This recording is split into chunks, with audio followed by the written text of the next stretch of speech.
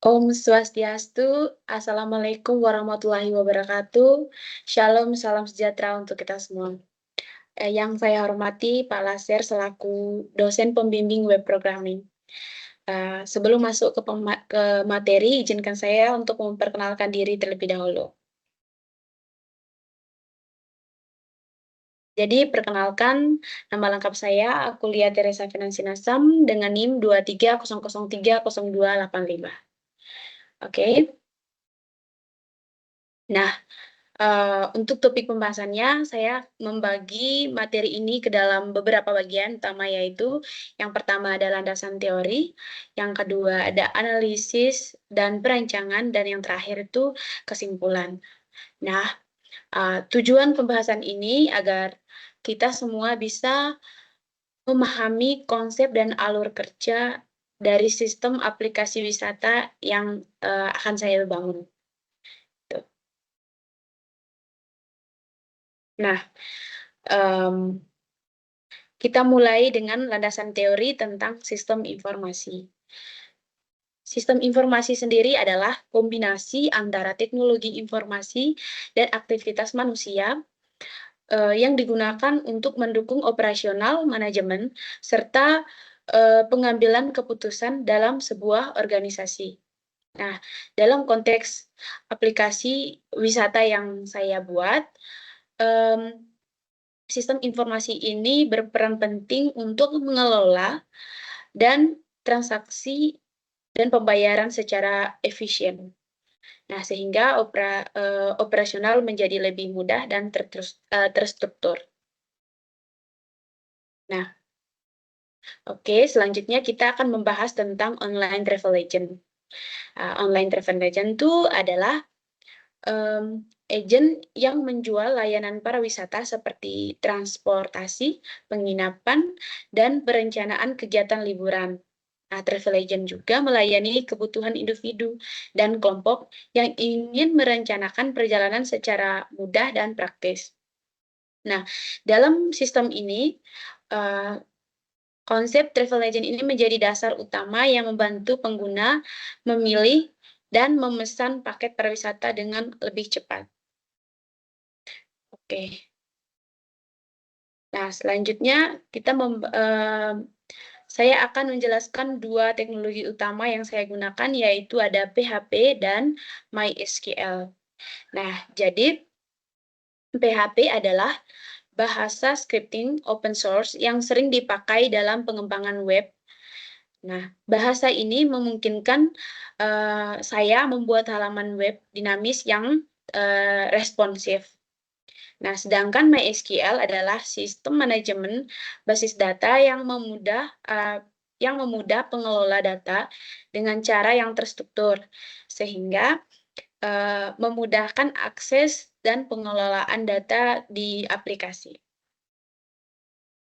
Oke. Nah, sekarang di sini saya untuk membantu dalam proses coding, saya menggunakan Visual Studio Code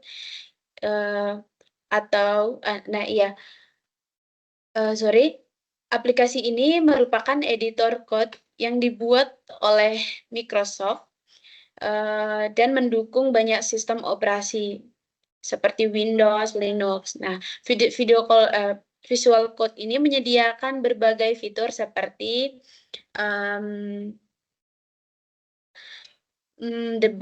debug dan integrasi Git yang sangat membantu dalam proses pengembangan aplikasi.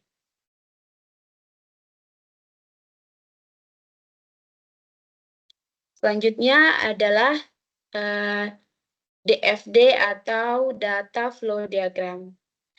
Nah, di level 0 yang mengembangkan aliran data dalam sistem secara garis besar. Di sini kita bisa melihat bagaimana data bergerak dari entitas luar seperti pengguna atau admin masuk ke dalam sistem, diproses dan menghasilkan output. Misalnya, data dari pengguna masuk melalui proses pemesanan dan akan disimpan dalam database setelah terkoordinasi Diagram ini membantu kita memaham bagaimana informasi diperlukan dalam sistem.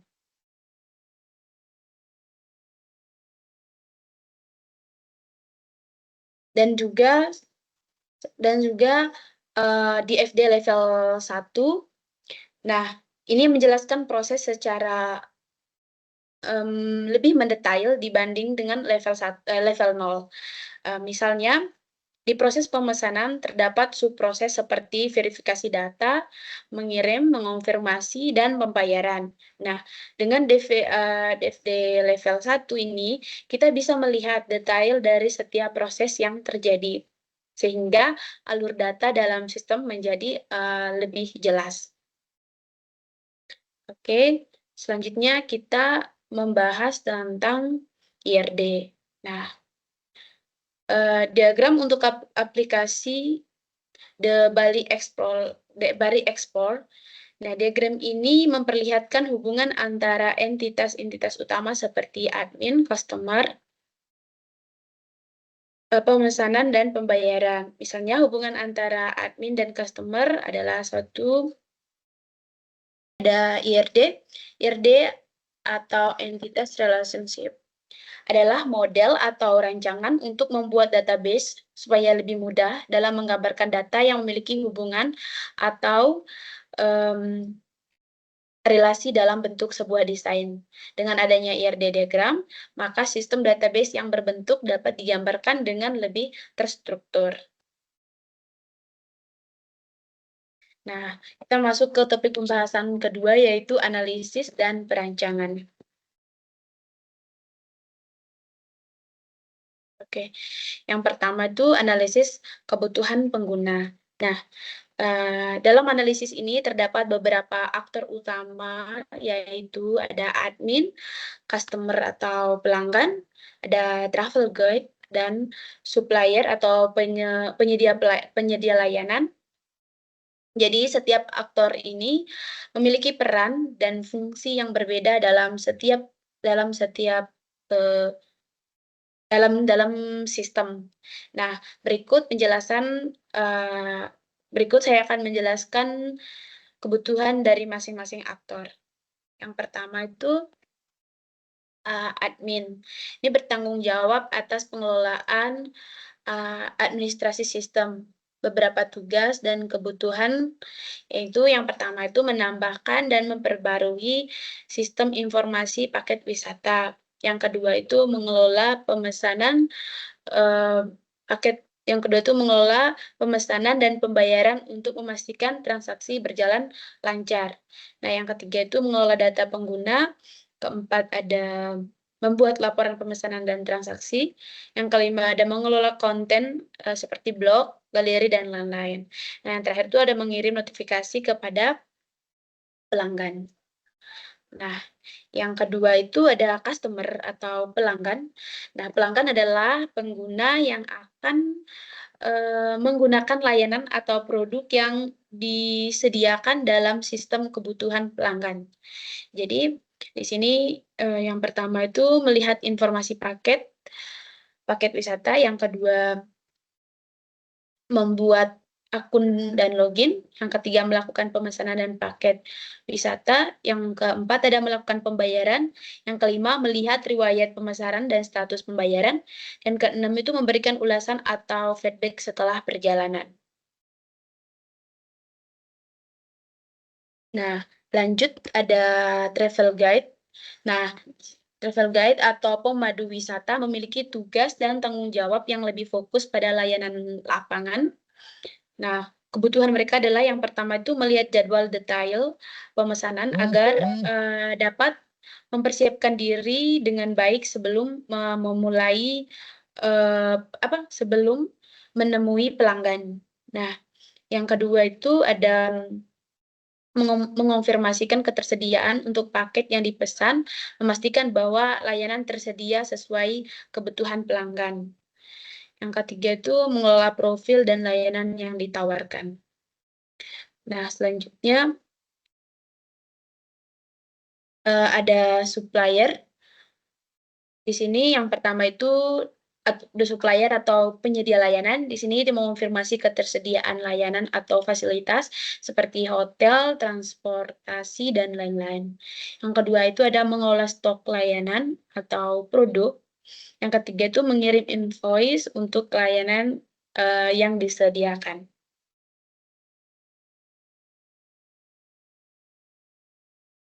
Nah, selanjutnya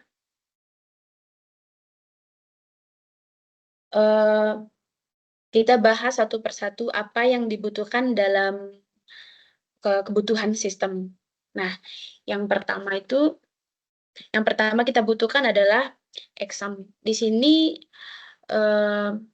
exam ini seperti sebuah paket lengkap yang berisi berbagai macam software yang sering digunakan untuk membangun website.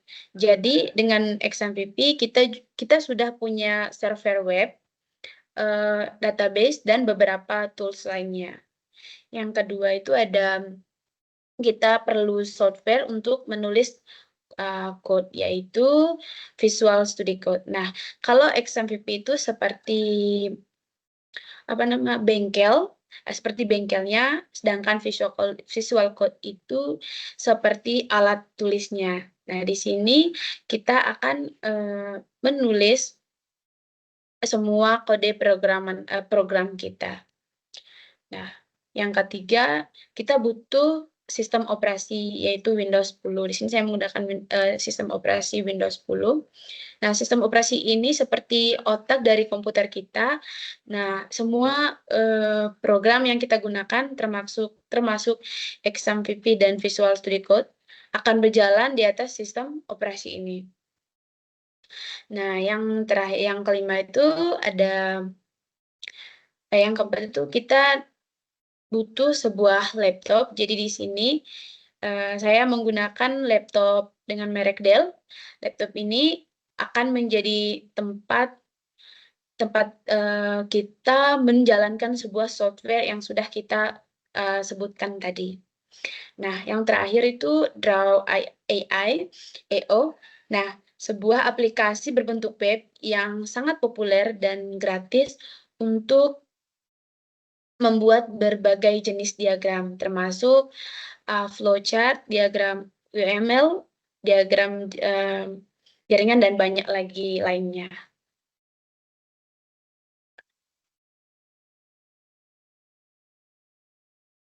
Nah, selanjutnya, baik, mari kita lihat tabel ini yang menunjukkan kondisi suatu sistem saat ini, bagaimana kita bisa membuatnya menjadi lebih baik. Nah, sederhananya, kita akan membandingkan apa adanya dengan yang kita inginkan dari sebuah sistem. Nah, yang pertama itu ada performance atau kinerja. Jadi bagian performance ini seperti kita sedang mengevaluasi seberapa cepat dan tanggap sebuah sistem dalam bekerja. Nah, kalau sistemnya lemot, yang pasti bikin kita kesal gitu. Nah, di sini kita ingin mencari cara supaya sistem bisa bekerja lebih cepat. Misalnya dengan mengganti komponen yang lebih kencang atau menggunakan cara kerja yang lebih efisien. Yang kedua itu information atau informasi. Nah,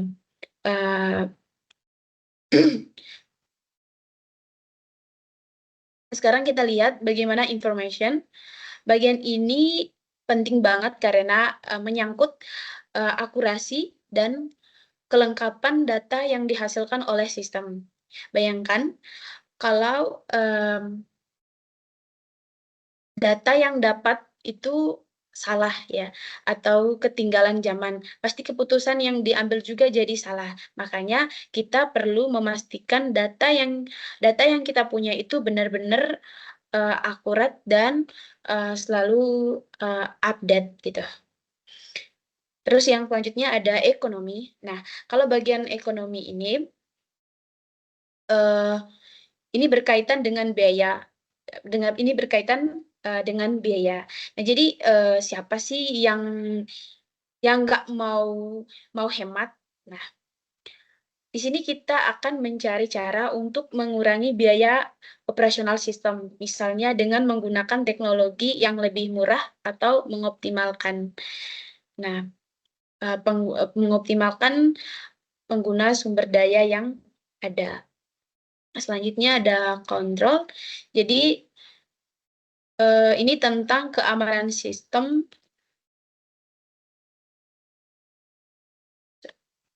Sorry.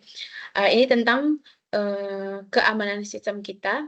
Kita nggak mau data-data penting kita bocor atau sistem kita dihack. Makanya kita perlu memperkuat keamanan sistem dengan menambahkan fitur-fitur keamanan yang lebih canggih. Nah, selanjutnya kita lihat efisiensi. Nah, kalau kita lihat dari bagian efisiensi ini kita lagi mengukur seberapa rapi dan cepat toko kita bekerja. Misal, ada kasir yang kerjanya lama banget. Nah, atau barang-barang sering hilang karena sistemnya kurang bagus. Nah, kita bikin prosesnya lebih cepat dan nggak ada yang terbuang atau sia-sia. Nah, selanjutnya ada service.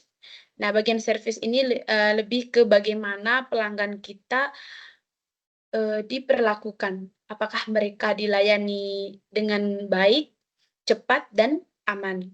Atau malah bikin pelanggan kesel karena harus nunggu lama, atau pelayanan kurang memuaskan. Nah, kita mau bikin pelanggan kita senang dan puas dengan pelayanan kita. Jadi, perbandingan kondisi saat ini dan yang diusulkan itu sekarang, coba kita bandingkan antara kondisi toko kita sekarang dan yang kita inginkan itu. Kalau sekarang pelayanan kurang ramah, berarti kita harus latih karyawan kita supaya lebih ramah dan sopan. Nah, selanjutnya kita masuk ke pembahasan tentang flowchart.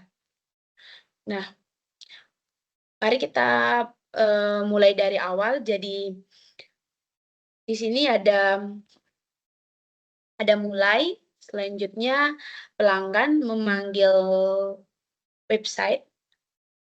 Nah, ini seperti kita lagi buka aplikasi travel atau buka website di komputer. Jadi langkah pertama adalah kita sebagai pelanggan membuka website travel agent tersebut. Nah, selanjutnya sistem menampilkan halaman awal. Nah, ini sistem menampilkan halaman awal. Setelah kita buka websitenya, kita akan langsung disambut dengan halaman utama. Halaman ini biasanya berisi informasi-informasi umum tentang travel agent tersebut, seperti destinasi yang ditawarkan, promo-promo menarik, dan layanan-layanan sebagainya. Lalu kita pilih untuk mendaftar. Nah, ini tampilan diterima pelanggan, lalu ada pendaftaran. Jadi di sini dia daftar. Nah, setelah melihat halaman-halaman utama, kita biasanya akan tertarik untuk mencari atau lebih lanjut atau bahkan menerima paket liburan. Nah, di sini kita punya dua pilihan. Nah, jika sudah punya akun, kita langsung, kalau kita sudah punya daftar akun sebelumnya, kita tinggal masuk login. Nah, menggunakan akun yang kita sudah buat. Jadi jika kita belum punya akun, kita melakukan pendaftaran. Nah, di sini jika kita sudah login, setelah berhasil login, pengguna pengguna akan diarahkan ke halaman utama atau dashboard. Di sini pengguna akan melihat beberapa pilihan. Nah, melihat di sini ada menampilkan daftar paket wisata. Nah, opsi pertama yang bisa adalah yang biasanya ada adalah melihat daftar paket wisata yang tersedia. Pengguna bisa mencari paket wisata berdasarkan destinasi atau harga atau tempat yang mereka inginkan. Nah, selanjutnya ini ada update data produk. Nah, bagian yang penting untuk memastikan informasi yang ditampilkan kepada pengguna selalu update. Misalnya jika ada paket wisata yang baru atau ada pembahanan harga, data produk yang diperbarui secara berkala gitu. Selanjutnya ada pencarian dan di sini ada pencarian dan pemesanan. Jadi bagian customer setelah menemukan paket wisata yang menarik, pengguna bisa langsung melakukan pencarian dan pemesanan. Selanjutnya ada memilih paket wisata. Nah,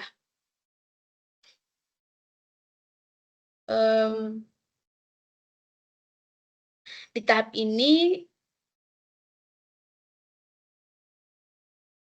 pengguna akan memilih paket wisata yang diinginkan. Nah, dipesan secara detail seperti tanggal kerangka, jumlah tanggal berangkat, jumlah peserta, dan sebagainya. Selanjutnya, tambah ke keranjang. Nah, setelah memilih paket wisata yang diinginkan, pengguna akan meminta untuk memilih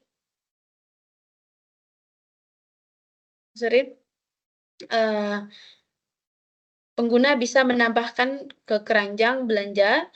Seperti kita setelah belanja online, kita bisa menambahkan beberapa item ke keranjang setelah melakukan pembayaran.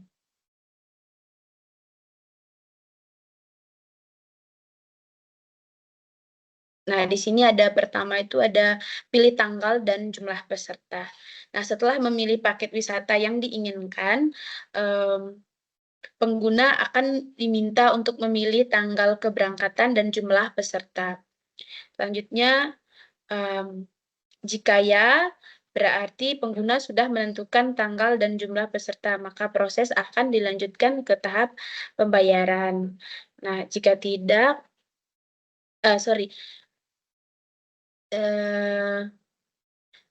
di sini ada pemilihan paket wisata. Jadi, jika pengguna ingin memilih paket wisata lagi, berarti kembali ke pemilihan paket wisata. Berarti kalau jika tidak, lanjut ke pembayaran. Seperti itu. Nah, lanjut ke di sini ada notifikasi pemesanan. Jadi setelah proses pembayaran berhasil, pengguna akan menerima notifikasi pemesanan melalui email atau SMS dan sebagainya atau via WA gitu. Nah, selanjutnya ada jadwal travel guide menerima informasi pemesanan. Nah, di sini secara internal sistem akan mengirimkan informasi pemesanan kepada pihak travel atau agen wisata yang bersangkutan gitu. Nah, di sini mulai perjalanan. Di sini ada mulai perjalanan. Selanjutnya ada mulai perjalanan. Nah, setelah pembayaran berhasil dan semua persiapan selesai, di sini pelanggan akan memulai perjalanan wisata yang telah dipesan. Selanjutnya itu pelanggan memberikan belasan. Nah, di sini setelah perjalanan selesai, pelanggan biasanya akan diminta untuk memberikan ulasan atau feedback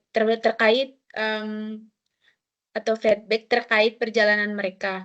Nah, ulasan ini sangat penting untuk meningkatkan kualitas layanan, dan juga sebagai referensi bagi pelanggan lain. Nah, selanjutnya selesai. Nah, selesai memberikan lulusan berarti proses sudah selesai. Nah, kita lanjut pembahasan tentang DFD level 0. Nah, DFD atau data flow diagram ini menggambarkan secara garis besar bagaimana sistem pemesanan paket wisata bekerja. Bayangkan sistem ini seperti sebuah pabrik yang memproses pesanan dari pelanggan. Nah, komponen utama dalam DFD ini yaitu ada pengguna, ada sistem, dan ada admin. Nah, pengguna ini adalah Anda atau saya, atau siapapun yang ingin memesan paket wisata gitu. Jadi pengguna memberikan atau input berupa data pencarian, data pemesanan, dan data pembayaran. Nah, sistem ini adalah otak dari sistem pemesanan. Jadi, sistem memproses semua data yang diberikan oleh pengguna. Jadi, sini melakukan verifikasi dan menghasilkan output berupa informasi pemesanan dan status pembayaran. Nah, ada admin. Jadi, admin adalah orang yang mengelola sistem dari belakang layar. Mereka memiliki akses ke data yang lebih lengkap seperti laporan pemesanan dan data pengguna dan transaksi.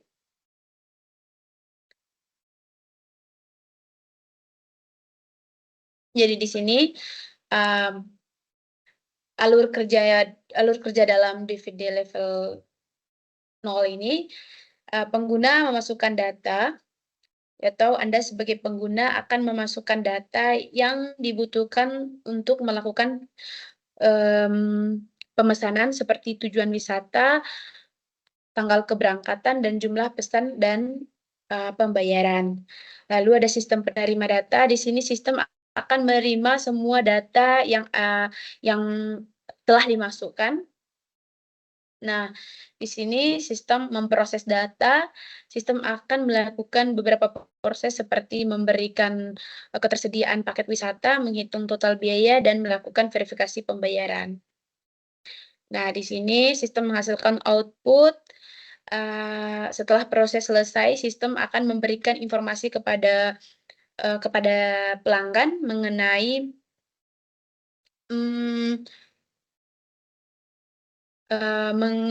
seperti apa ya? Memberikan kepada seperti pemesanan dan informasi pembayaran. Nah, selanjutnya ada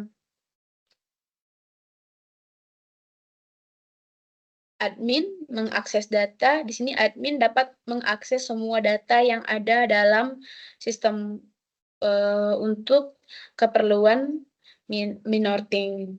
Nah, selanjutnya kita masuk ke DFD level 1. Nah,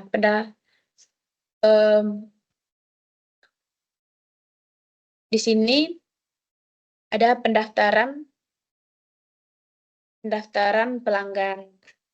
Nah, pelanggan memberikan data pribadi, customer memberikan data pribadi seperti nama, email, nomor telepon, dan lain-lain. Nah, untuk membuat sebuah akun. Lanjut, sistem menyimpan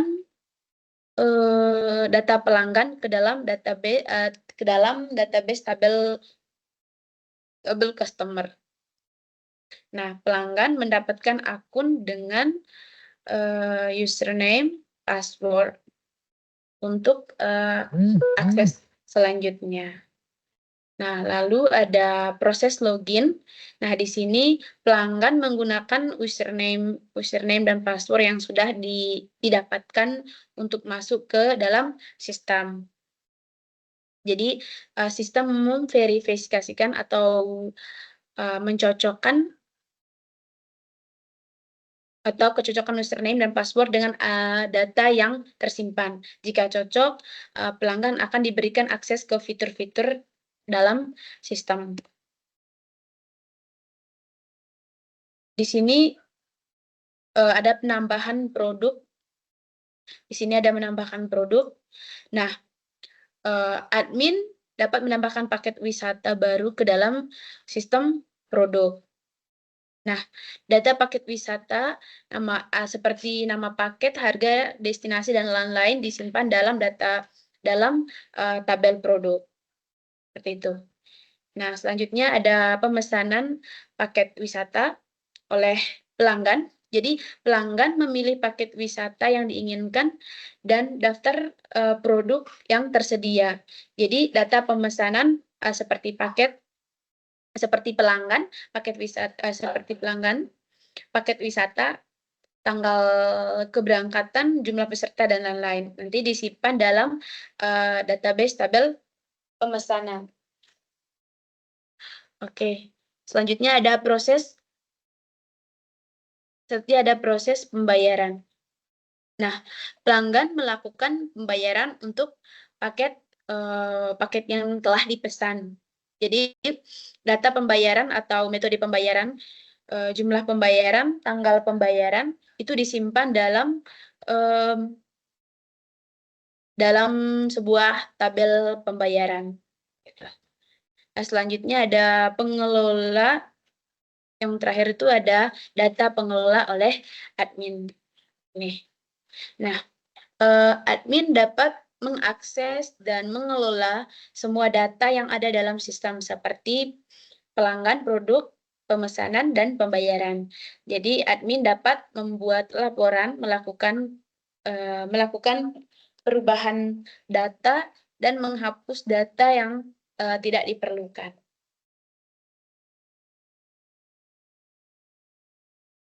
Nah, selanjutnya kita masuk ke IRD. Nah, tabel pertama, jadi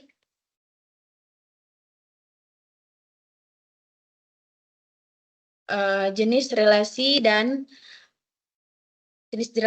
yang pertama itu ada admin, hubungan admin.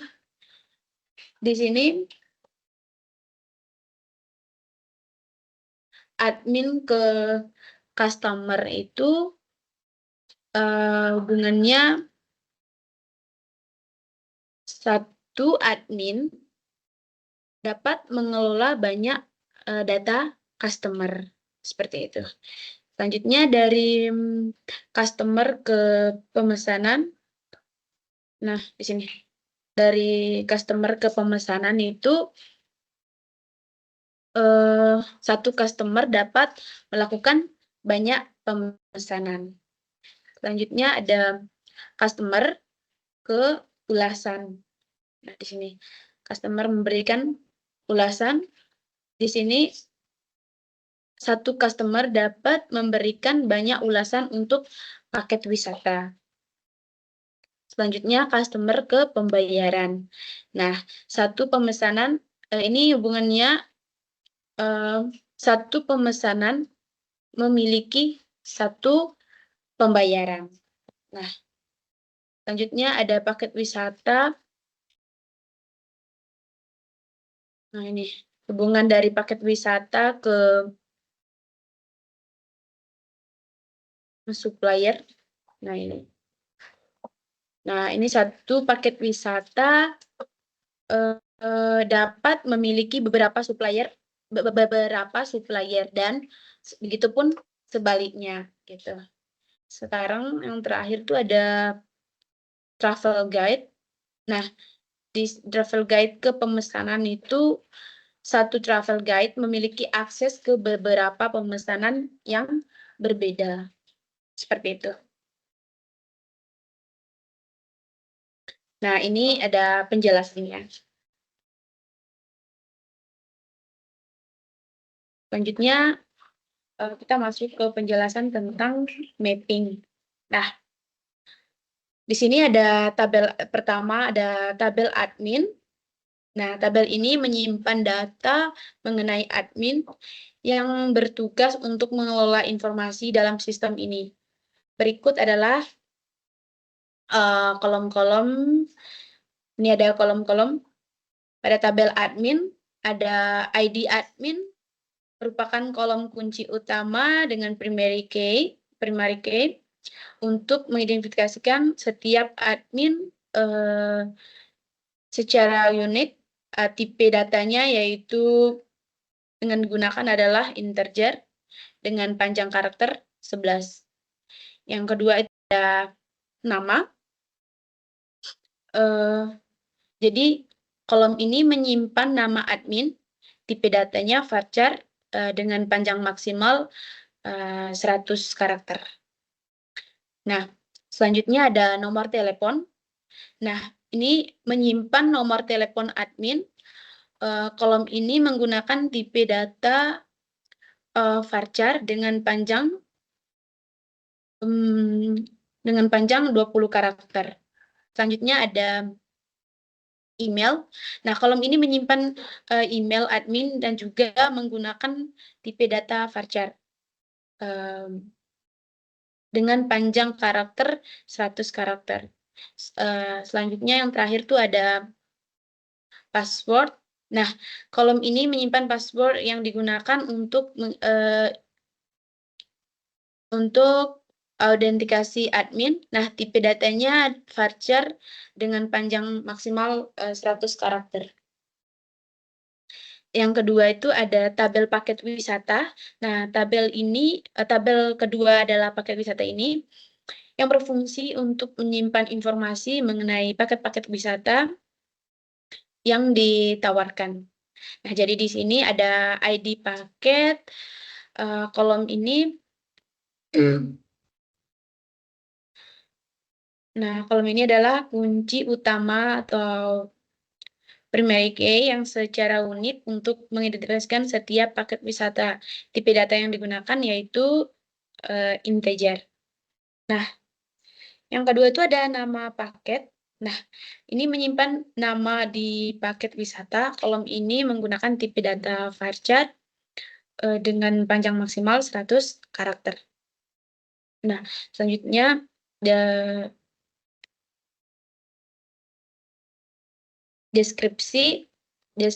selanjutnya ada deskripsi. Nah, kolom ini berisi deskripsi mengenai paket wisata menggunakan tipe data teks yang memungkinkan penyimpan teks yang lebih panjang. Selanjutnya itu ada ID admin. Nah, kolom ini adalah kunci asing atau foreign, di sini foreign key. Nah, yang berrelasi dengan tabel admin. Kolom ini digunakan untuk menunjukkan admin mana yang bertanggung jawab atas paket wisata tersebut. Nah, selanjutnya ada ID supplier. Nah, merupakan kunci asing yang berhubungan paket wisata dengan supplier. Dengan adanya kolom ini, sistem mengetahui dari supplier mana paket wisata tersebut berasal gitu. Selanjutnya ada tabel supplier. Nah, di sini tabel ini menyimpan informasi mengenai supplier atau penyediaan layanan yang bekerja sama dengan perusahaan. Nah, jadi di sini ada pertama itu ada ID supplier. Nah, merupakan kolom kunci utama dengan primary key yang secara unik mengidentifikasikan setiap supplier dan tipe data yang digunakan adalah integer. Nah, yang kedua itu ada nama.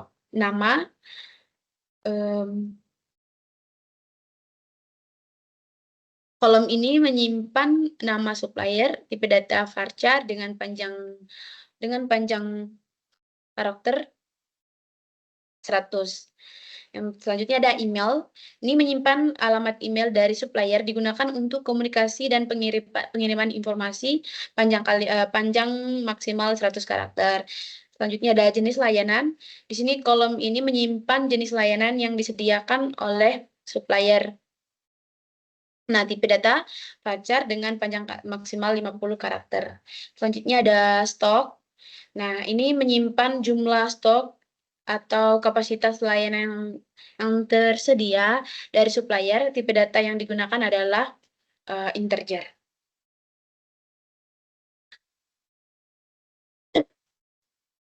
Selanjutnya ada tabel. Selanjutnya ada tabel customer.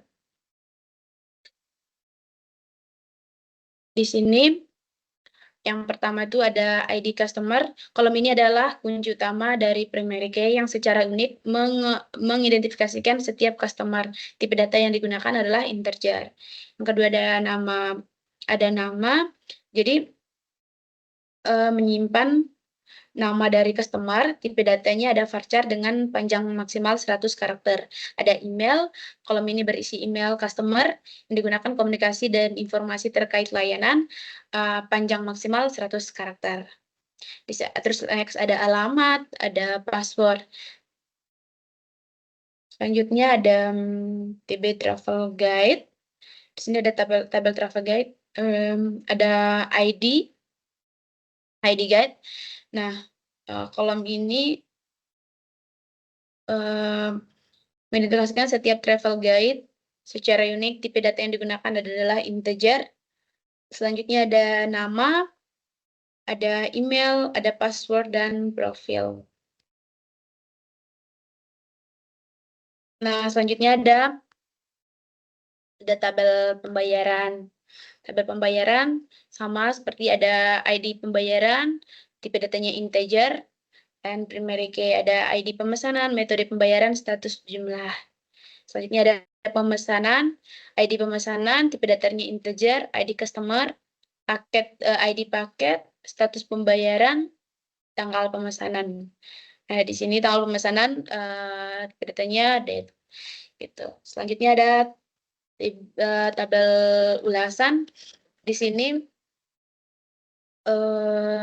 ada ID ulasan, ID customer, ID paket, ada rating, ada komentar, dan ada jumlah.